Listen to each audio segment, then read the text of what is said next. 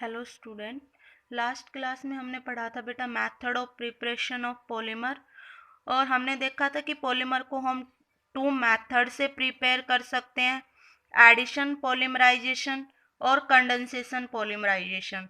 Addition polymerisation को हम discuss कर रहे थे, उसी को मैं आगे डिस्कस कर रही हूँ। एडिशन पॉलीमराइजेशन को हमने चैन ग्रोथ पॉलीमराइजेशन भी नाम दिया था।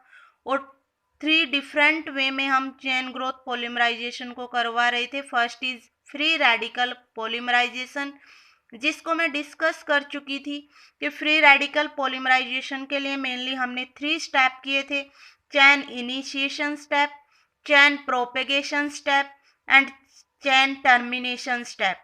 चेन टर्मिनेशन स्टेप को मैंने बताया था कि आप 2 तरीके से कर सकते हैं, कपलिंग से भी एंड डिस्प्रोपोर्शनेशन से भी। ठीक है बेटा, आज हम cationic polymerization and anionic polymerization पढ़ेंगे। उससे पहले मैं एक क्वेश्चन आपको करवा रही हूँ, why addition of benzoquinone stop the free radical mechanism. ये कह रहा है जो बेंजोक्विनोन होता है हमारा, वो फ्री रेडिकल मैकेनिज्म को क्यों रोक देता है। तो देखिए, मैं एक फ्री रेडिकल लेके चल रही हूँ, ये हमारा बेंजोक्विनोन है।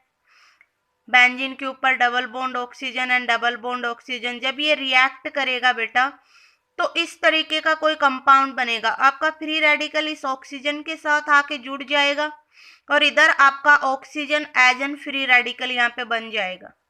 ठीक है, और ये जो कंपाउंड बनता है बेटा, ये रेजोनेंस स्टेबलाइज कंपाउंड होता है।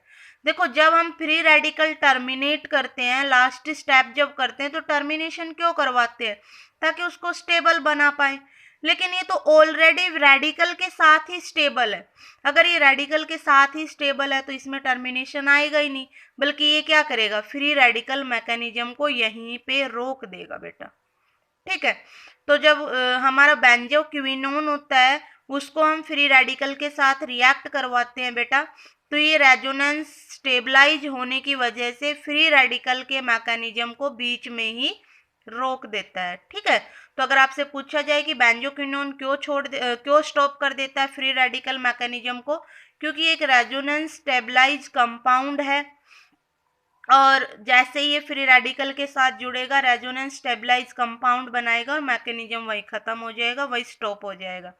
अगला हमारा स्टेप है भाई, अगला जो मेथड है जिससे हम चैन ग्रोथ पॉलीमराइजेशन कर सकते हैं, दैट इज कैटाइनिक पॉलीमराइजेशन। अच्छा, कैटाइनिक पॉलीमराइजेशन क्या होता है भाई? Normally occur in acidic medium. पहले तो ये याद रखना है कि कैटाइनिक पॉलीमराइजेशन हमारा किस में होता है? एसिडिक मीडियम में होता है। In the presence of proton acid such as sulphuric acid और Lewis acid like AlCl3 and BF3 etcetera.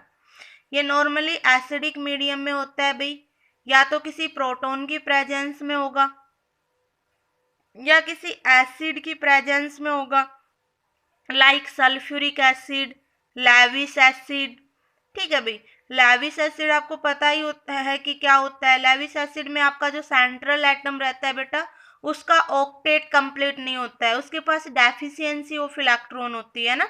अगर हम AlCl3 में देखें, एल्यूमिनियम 3 वैलेंसी लिए हुए और 3 बॉन्ड बनाए हैं, तो टोटल कितने आउटर मोस्ट इलेक्ट्रॉन हो गए इसके पास? 6। ऑक्टेट कंप्लीट नहीं हुआ, डेफिशिएंसी ऑफ इलेक्ट्रॉन है, लेविस एसिड की तरह बिहेव करेगा। सेम मैं BF3 की बात करूं, बोरोन की 3 वैलेंसी है, 3 बॉन्ड फॉर्म किए हुआ है, 6 इलेक्ट्रॉन डेफिशिएंट है। मैं BeCl3 की बात करूं, सॉरी BeCl2 की बात करूं, तो बेरिलियम की 2 और 2 बॉन्ड बनाता है, 4 डेफिशिएंसी ऑफ इलेक्ट्रॉन है ना। तो जहाँ डेफिशिएंसी ऑफ इलेक्ट्रॉन हो, दैट इज लेविस एसिड। तो हमें कैटाइनिक पॉलीमराइजेशन एसिडिक मीडियम में करवाना होता है। एसिड हमारा मे बी सल्फ्यूरिक हो सकता है, मे बी लेविस एसिड हो सकता है, या कोई प्रोटोन हो सकता है भाई। Monomer in which electron releasing group are present participating in cationic polymerization. ये कह रहा मोनोमर क्या रहेंगे इसमें? एक इलेक्ट्रॉन रिलीजिंग ग्रुप रहेगा जो कैटाइनिक पॉलीमराइजेशन में पार्टिसिपेट करेगा बेटा। ठीक है, तो याद रखना, यहाँ पे मोनोमर हमारा एक इलेक्ट्रॉन रिलीजिंग ग्रुप रहेगा जो कैटायनिक पॉलीमराइजेशन में पार्टिसिपेट करता है। फॉर एग्जाम्पल मैं आइसोब्यूटाइलिन लेके चल रही हूँ। आइसोब्यूटाइलिन क्या होता है? CH3 double bond CH2। जब मैं इसको प्रोटॉन की प्रेजेंस में रिएक्ट करवा रही हूँ किसी H पॉजिटिव के साथ, मैंने इसको रिएक्ट करवाया तो क्या बन जाएगा भाई? CH3। यहाँ से आपका डबल बॉन्ड डिसोसिएट होगा, H इसके साथ जुड़ के क्या बना लेगा? CH3। तो हमारा कंपाउंड बनेगा CH3 और ये इस कार्बन पे पॉजिटिव चार्ज आएगा, हमारा कार्बोकैटायन बन जाता है। और कौन सा कार्बोकैटायन है भैया? टर्सरी कार्बोकैटायन है। तो हमने क्या किया? आइसोब्यूटाइलिन को किसी प्रोटॉन के साथ रिएक्ट करवाया और यहाँ से हमारे पास टर्सरी कार्बोकैटायन बन गया बेटा। टर्सरी कार्बोकैटायन मतलब उस पॉजिटिव चार्ज कार्बन के साथ 3 कार्बन्स अटैच होंगे। सेकेंडरी में 2 अटैच होते हैं बेटा और प्राइमरी में 1 कार्बन अटैच होता है उस पॉजिटिवली चार्ज कार्बन के साथ। ठीक है, तो यहाँ हमारा टर्सरी कार्बोकैटायन बन गया। इस टर्सरी कार्बोकैटायन को फर्दर हम रिएक्ट करवाएंगे एक दूसरे आइसोब्यूटाइलिन मॉलिक्यूल के साथ। जब हम इसको दूसरे आइसोब्यूटाइलिन मॉलिक्यूल के साथ रिएक्ट करवाएंगे तो यहाँ से हमारा ये CH3 इधर आके जुड़ेगा और यहाँ पे अब इस कार्बन के साथ पॉजिटिव चार्ज आ जाएगा और इस तरीके का हमारा कार्बोकैटायन फॉर्म हो जाएगा। ऐसे जब हम रिपीटेशन करेंगे, बार बार आइसोब्यूटाइलिन को अटैच करेंगे nth टाइम, तो हमारा कंपाउंड बन जाएगा CH3 CH2 की nth यूनिट को हम इस तरीके से जोड़ सकते हैं और लास्ट में हमारा एक कार्बोकैटायन बनेगा C पॉजिटिव एंड CH3। ठीक है बेटा। अब हमें अगर इस कार्बोकैटायन को हटाना है, टर्मिनेट करना है, तो हम क्या करेंगे? एक H पॉजिटिव को यहाँ से हटा देंगे। स्टार्टिंग में हमने क्या किया था? आइसोब्यूटाइलिन में एक प्रोटॉन एक H पॉजिटिव खुद से ऐड किया था। अब लास्ट में हम क्या करेंगे? उस H पॉजिटिव को वापस हटा लेंगे और जब इसको हटाएंगे तो क्या होगा? अगर मैं यहाँ से एक हाइड्रोजन हटाती हूँ तो यहाँ पे एक डबल बॉन्ड फॉर्म हो जाएगा और हमारा कंपाउंड बन जाएगा CH3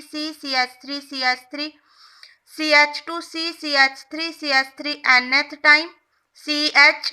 यहाँ पे कार्बोकैटायन से जब पॉजिटिव चार्ज हटाओगे, यहाँ से एक हाइड्रोजन हटाओगे तो ये double bond CH double bond CH3 बन जाएगा बेटा। तो ये हमारा कैटायनिक पॉलीमराइजेशन था जो एसिडिक मीडियम में होता है in the presence of proton acid like sulphuric acid और लेविस एसिड बेटा।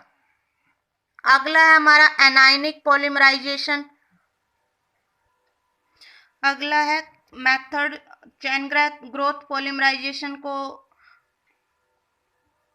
अगला मेथड है भाई एनायनिक पॉलीमराइजेशन। एनायनिक पॉलीमराइजेशन में क्या रहता है कि anionic polymerization is notice in alkene molecule. ये सिर्फ एल्कीन मॉलिक्यूल में ही पॉसिबल है। And alkene molecule having some electron withdrawing group present in them such as phenyl, chloride, nitrite etc. ये उन्हीं alkene molecule में पॉसिबल है जो इलेक्ट्रॉन विदड्रॉइंग ग्रुप जिनके अंदर प्रेजेंट होता है बेटा। लाइक फिनाइल हो गया, हमारा क्लोराइड हो गया, नाइट्राइट हो गया। Carried out in presence of stable base such as soda amide and n butyl lithium. और ये बेस की प्रेजेंस में हम इस रिएक्शन को करवाते हैं। इट में भी soda amide and n butyl lithium. Example PVC. हमारा घरों में जो पाइप होती है वो बेटा पीवीसी पॉलीमर की बनी होती है और पीवीसी का नाम क्या है? Polyvinyl chloride. Means vinyl chloride की हमने बहुत सारी यूनिट्स जोड़ के जब पॉलीमर बनाया तो पीवीसी पॉलीविनाइल क्लोराइड बन गया। विनाइल क्लोराइड का फॉर्मूला आपने ऑर्गेनिक में पढ़ा होगा, विनाइल और एलाइलिक में डिफरेंस। विनाइलिक कब बनता है? जब आप जो फंक्शनल ग्रुप आपका अटैच है जस्ट उसी कार्बन के साथ आपका डबल बॉन्डेड कार्बन अटैच रहेगा तो हम उसको विनाइल बोलते हैं बेटा, विनाइलिक कार्बन। लेकिन अगर आपका ये डबल बॉन्डेड कार्बन यहाँ ना होके इस तरीके से होता CH2 डबल बॉन्ड CH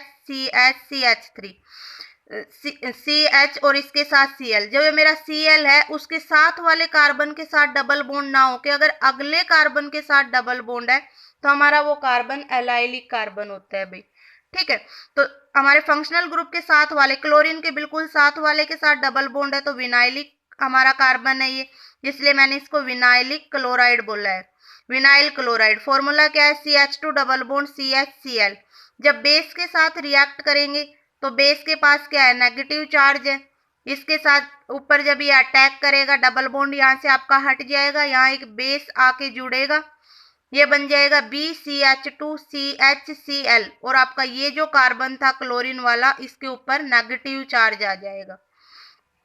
उसके बाद हम क्या करेंगे, इस यूनिट को फर्दर एक विनाइल क्लोराइड के साथ रिएक्ट करवाएंगे, BCH2CH with negative charge Cl plus CH2 double bond CHCl। मैंने दूसरा विनाइल यूनिट लिया है, इसके साथ आप रिएक्ट करवाओगे तो आपका ये जो CH2 और ये CH है यहाँ पे बॉन्ड फॉर्म होगा, यहाँ से आपका डबल बॉन्ड फिर से डिसोसिएट होगा और यहाँ इस कार्बन के साथ नेगेटिव चार्ज आ जाएगा और ये बन जाएगा BCH2CHCl CH2 नेगेटिव Cl।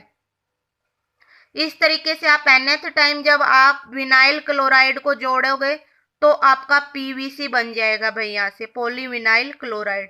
तो एनायनिक पॉलीमराइजेशन में हम क्या करते हैं, एक एल्कीन लेके चलेंगे और वो इलेक्ट्रॉन विदड्रॉइंग ग्रुप उसके पास प्रेजेंट होगा, उसको हम रिएक्ट करवाएंगे बेस की प्रेजेंस में।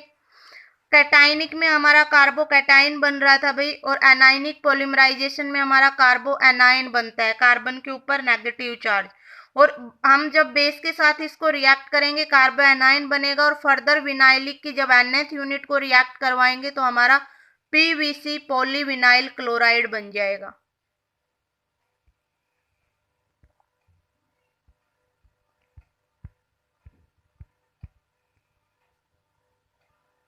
ये हमारे चेन ग्रोथ पॉलीमराइजेशन को करने के 3 डिफरेंट वे थे भाई, free radical, cationic and anionic polymerization. उसके बाद दूसरा हमारा मेथड था कंडेंसेशन पॉलीमराइजेशन। कंडेंसेशन पॉलीमराइजेशन कौन सा होता है, the polymer is form in a stepwise manner. हम एक स्टेप में पॉलीमर बनाते हैं, so this process is also called as step growth polymerization. मैंने आपको बताया था कि हम एडिशन पॉलीमराइजेशन को चैन ग्रोथ पॉलीमराइजेशन बोलते हैं क्योंकि वहाँ पे हम एक चैन में रिएक्शन को करवा रहे थे। लाइक मैंने फ्री रेडिकल पॉलीमराइजेशन बताया था तो वहाँ पे हमने 3 स्टेप किए थे, chain initiation, propagation and termination. Condensation को हम स्टेप ग्रोथ पॉलीमराइजेशन बोलते हैं क्योंकि इसमें हम पॉलीमर को एक स्टेप वाइज मैनर में बनाते हैं।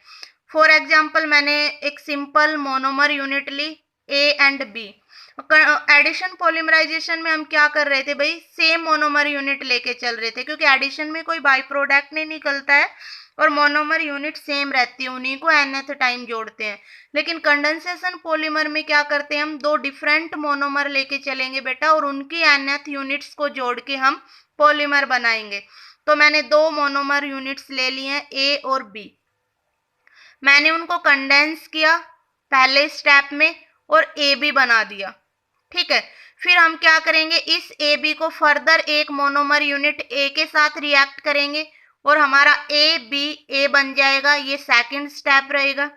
उसके बाद हम इस A को दोबारा B के साथ रिएक्ट करेंगे और हमारा AB एक थर्ड स्टेप बन जाएगा, ठीक है भाई।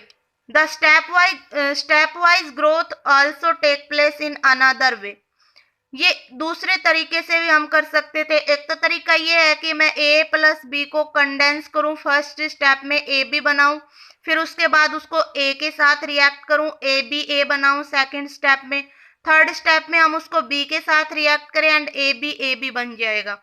या एक स्टेप ये भी हो सकता है कि मैं A प्लस B को लेके चलूं, उसको कंडेंस करके AB बना दे, उस AB को फर्दर दूसरी AB यूनिट के साथ जोड़े, ठीक है बेटा। ये भी हो सकता है कि AB को A के साथ जोड़े फिर B के साथ जोड़े, या डायरेक्ट ये कर सकते हैं कि उस AB को हम दूसरी AB यूनिट्स के साथ जोड़े और हमारा AB बन जाएगा। इसी तरीके से जब AB की nth यूनिट्स को जोड़ेंगे तो हमारा ABN बन जाएगा, ठीक है। तो ये कंडेंसेशन पॉलीमर है जहाँ पे स्टेप ग्रोथ में होती है पॉलीमराइजेशन, या हम ये कह सकते हैं स्टेप वाइज मैनर में हम पॉलीमराइजेशन कर रहे हैं। 2 डिफरेंट मोनोमर लेके चलेंगे और एक बाई प्रोडक्ट वहां पे निकलेगा।